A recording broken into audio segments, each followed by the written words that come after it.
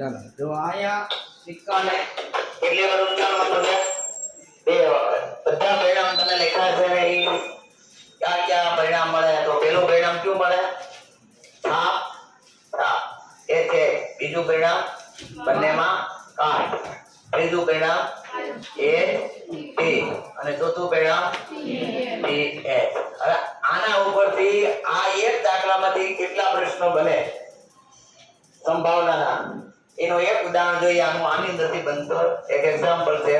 તમને કીધું પેલી ઘટના એમ કીધી હતી, બંને પર છાપ મળે તે ઘટનાની સંભાવના શોધો.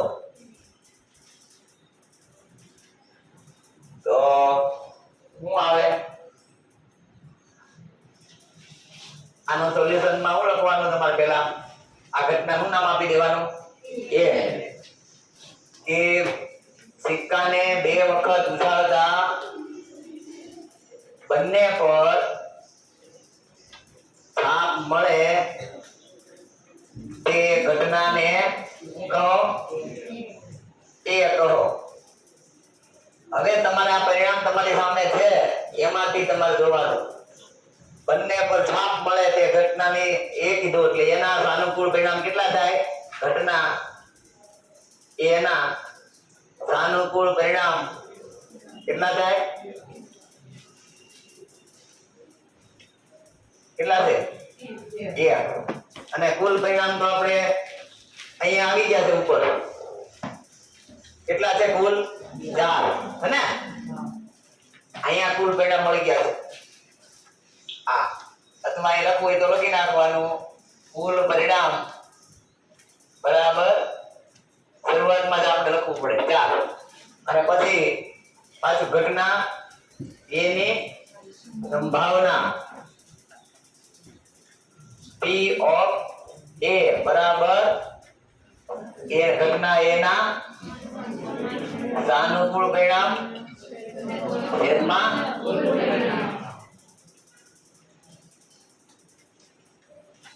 કુલ પરિણામ. તો ઘટના એના સાનુકૂળ પરિણામ કેટલા છે? 1 અને છેદમાં કુલ પરિણામ 4. આ ઘટના એની સંભાવના થઈ. હવે ઉદાહરણની અંદર આપણે શું શોધવાનું હતું? હે શું પૂછ્યું હતું ઉદાહરણ 2 માં? કોની સંભાવના પૂછી હતી? હે બોલો ઈ ખબર. ઉદાહરણ 1 માં એક સિક્કાની વાત હતી ને? હા એ એમાં એકની હતી. અહીં કેટલા સિક્કાની વાત છે? અહીં ઈ દાખલો તમને અહીં ઉદાહરણ નથી પણ કેટલા 2 સિક્કામાં કેવી રીતે મળે એનો આ ઉદાહરણ છે. હવે તમને એમ થાય કે આ સિવાય અહીંયા બંને છાપ મળે તે ઘટના માટે આ ઉદાહરણ આપ્યું તો આનો આ દાખલો બંને પર કાટ મળે તે ઘટનાને આપણે નામ આપી દઈએ. અહીં પૂછ્યું હોય બંને પર કાટ મળે તે ઘટના તો પણ આની જેમ જ આવે. કારણ કે કાંટો મળે એવી ઘટના બંને પર કાંટો મળે એમાં કેટલા પરિણામ છે? તો 1 અને કુલ પરિણામ કેટલા છે? 4. એટલે અહીંયા બંને પર છાપ અથવા કાઉન્સમાં કાટ બે આમાં કાંટો અથવા કાટ મળે આ બે માટે લાગુ પડશે. રેડી? બે નો જવાબ સેમ આવે. બે ઘટના માટે એક સરખા પરિણામ આવે પણ શબ્દ કયો છે? બંને પર છાપ અથવા બંને સિક્કા ઉપર ઉછાળવાથી કાટ મળે તેની સંભાવના 2 માં કેટલી આવે? 1 ના છેદમાં 4. આ લખી લો પછી આનું નાનું બીજું સેમ્પલ હું તમને આપું છું.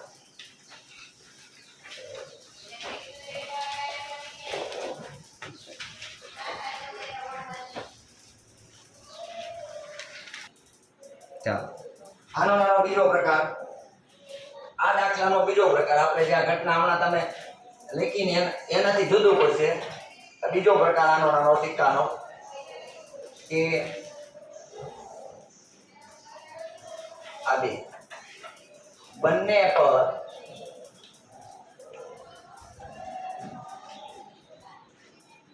હું લખો સમાન પરિણામ મળે તે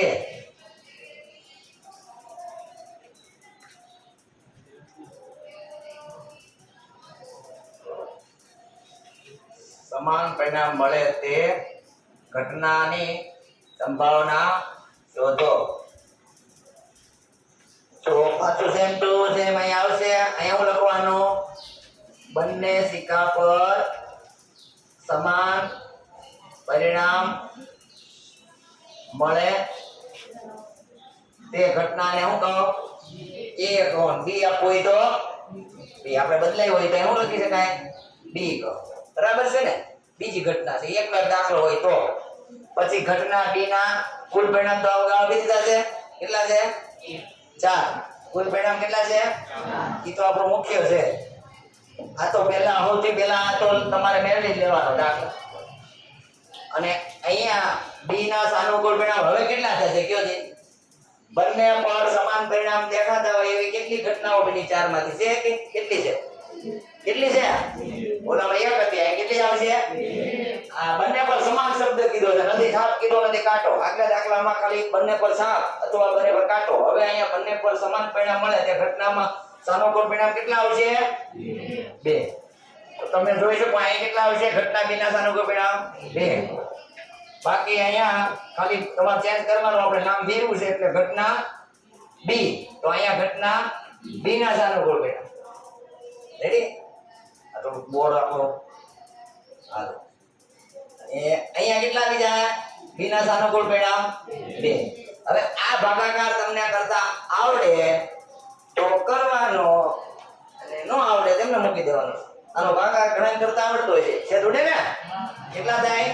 આગળ વધો એટલે આને આમ પણ લખાય અથવા PB, સોરી PB બરાબર આ છેદ ઉડી જાય 2 2 4. પણ ઘણા મેં કીધું એમ બોર્ડની પરીક્ષામાં કે આપણી પરીક્ષામાં ભૂલ કરે, આમ છેદ ઉડાડે 2 2 4 અને જવાબ કેટલો લખી નાખે?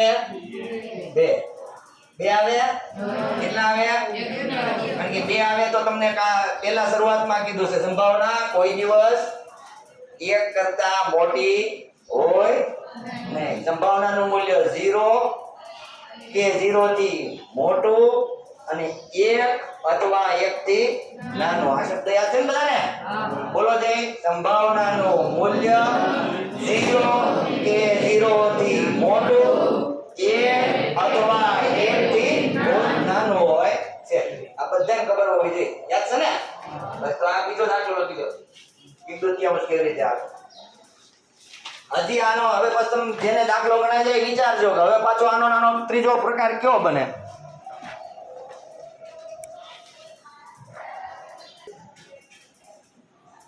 આજ પરિવાર રકમ આવી રીતની છે. સિક્કાને 2 વખત અથવા 2 સિક્કાને એક સાથે ઉછાળવાથી સીધો આ પ્રશ્ન છે. આ આપણો સોલ્યુશનમાં લખવાનું હોય પછી દાખલો ગણી જાય. ઓછામાં ઓછી 1 છાપ મળે તે ઘટનાની સંભાવના શોધો. એટલે ઓછામાં ઓછી 1 ઉપર છાપ મળે એવા પરિણામ આપણે ગોતવાના છે. આ ઘટનાને હું નામ આપી દઈએ છીએ? આમ પણ લખી શકાય. બીજી રીતે લખાવું તમને તો આવું લખવું હોય તો ઘટના B આમ લખાય. B ની આપણે શું લખીએ હવે? ત્રીજી છે એટલે C. એવું કઈ નથી, એનું નામ આપીએ. એકનો એક દાખલો હોય ને તો અલગ અલગ નામ આપવાના, તો એકનો એક થઈ જાય બધું. ઘટના C આમ પણ લખાય. ઘટના C કોને કહીશું? તો કે ઓછામાં ઓછી, આ બીજી રીત છે થોડી લખવાની. ઓછામાં ઓછી 1 છાપ મળે તે. લ્યો આમ ઊંધું આપણે આમ લખતા હતા ને, ઓછામાં ઓછી 1 છાપ મળે તે ઘટનાને C કહો લખતા હતા ને. પણ આ રીતે તમને મજા આવે ને એ રીતે લખવાનું છે. આમ પણ વર્ણન કરાય. ઘટના C 2 ટપકા કરીને શું છે ઘટના C નું હું નામ આપ્યું? તો કે ઓછામાં ઓછી 1 છાપ મળે તે ઘટના નામ શું છે? C. હવે તમે મને કહો કે ઘટના કુલ પરિણામ તો મેળવી લીધા અગાઉ, એ આપણે દાખલામાં જોઈ બધાયમાં. એટલે હવે આના માટે ઘટના C ના સાનુકૂળ પરિણામ અથવા શક્ય પરિણામ કહેવાય. શક્ય પરિણામ પણ બોલાય. કે આ ઓછામાં ઓછી 1 છાપ વાળા ગોતવાના છે. કેટલા પરિણામ છે? કેટલા મળે બોલો જી તમારામાંથી? તમને કેટલા દેખાય? ઓછામાં ઓછી 1 છાપ હોય એવા વિચારતા હતી. હે? કેટલા? ઓછામાં ઓછી 1 છાપ મળે. ઓછામાં ઓછા નો અર્થ ખબર છે? હે?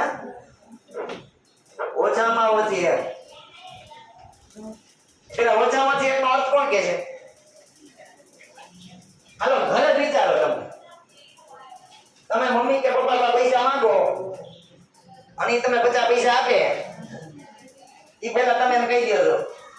ઈ પૂછે કેટલા જોયા, તો આપણે તો જેટલા આપે એટલા જોતા હોય,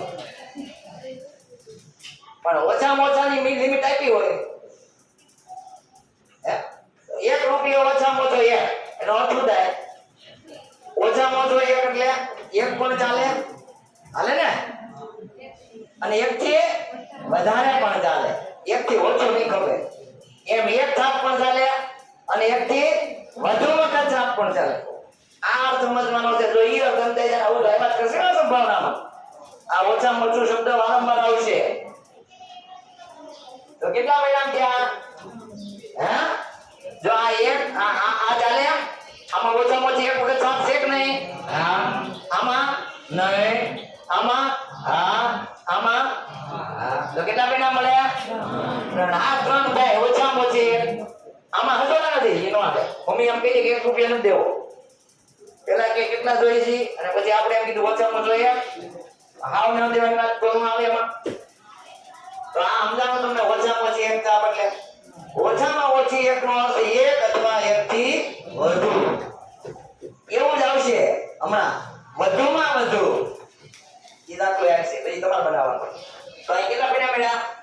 3. તો પછી તો લગાય ઘટના C ની સંભાવના P of C બરાબર ઘટના C ના આ તો કુલ લખો ને સાનુકૂળ પરિણામ અને કુલ પરિણામ. હવે સાનુકૂળ પરિણામ કેટલા આવ્યા? 3/4. તો P of C 3/4 ભાગાકાર થાય છે ઉડે નહીં. પણ જો મેં તમને કીધું પરિણામ આવે ત્યારે હું દેખવાનું ચેક કરવાનું કે સંભાવના હંમેશા 0 અથવા 0 કરતા મોટી અને 1 અથવા 1 કરતા નાની. આ જવાબ 1 કરતા નાનો છે કે નહીં? છે ને? કાલે શીખવાડી દો. હું મોટું હોય છે કોના કરતા? અંશ કરતા હંમેશા છેદ મોટો આવે એટલે માની લેવાનું એ 0 કરતા મોટી છે અને 1 કરતા નાની. એટલે આ જવાબ આપણો સાચો છે. ભૂલમાં 4 નો થઈ જાય. ઘણા એવા છે અહીંયા ધ્યાન નથી દેતા, ઘણા હું જોઉં છું અહીંયા હજી ભણે તો છેલ્લા પીરિયડ બેન્ચમાં. હમણાં એને જ પૂછું છું, પછી એને ખબર નહીં હોય 4 ના પરીક્ષામાં 4 ના છેદમાં 3 થઈ જાય.